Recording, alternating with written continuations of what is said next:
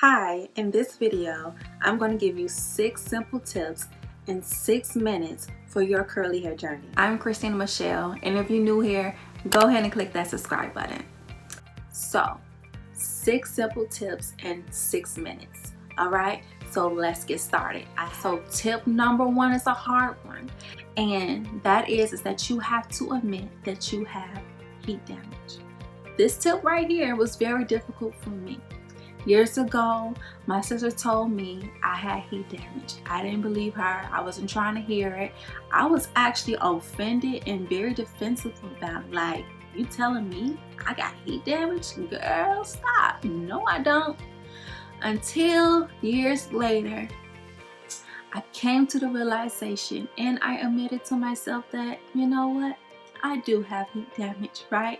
So if you have heat damage, you have to admit to yourself and realize that you have heat damage. And if you do, it's okay.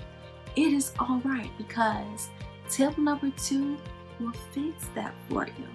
Tip number 2 is that we have to stop utilizing those tools that causes the heat damage, or you can reduce the amount of usage.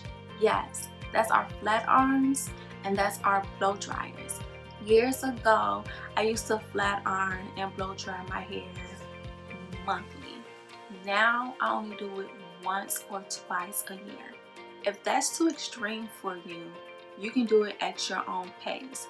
But again, you have to realize that it is counterproductive to utilize your flat iron and your blow dryer if you're trying to prevent further heat damage. Alright, so stop utilizing the tools or reduce the amount of usage of the flat iron and the blow dryer. Tip number 3 is to understand that there are various types of hair types and textures, and there are 3 different types. There's curly, there's coily, and there's wavy.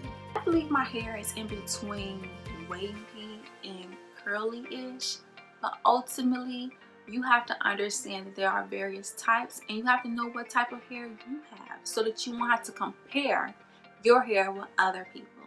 It wouldn't make any sense for me to compare my hair with someone who has coily hair. If we start comparing our hair and how our hair curl up with someone else, we'll start to get frustrated in this journey. So embrace your hair.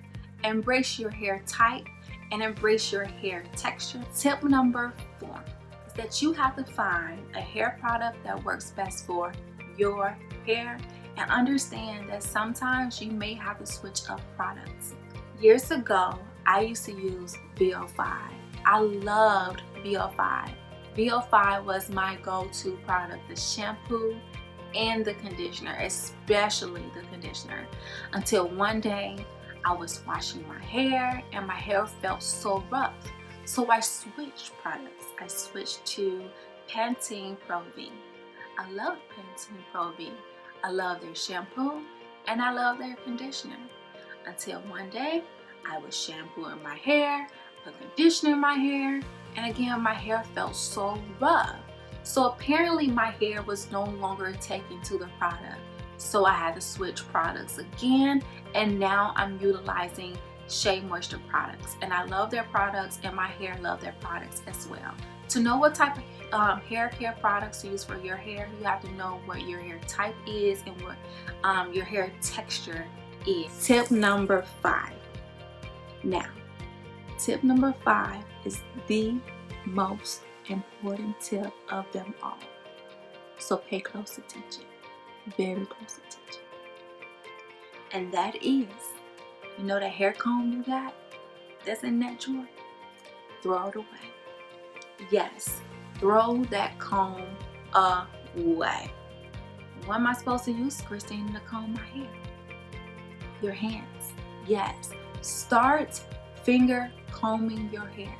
Finger comb your hair when you're detangling it. Finger comb your hair when you're washing it, when you're putting deep conditioner in your hair, when you're putting conditioner in your hair, when you're putting gel in your hair, with everything.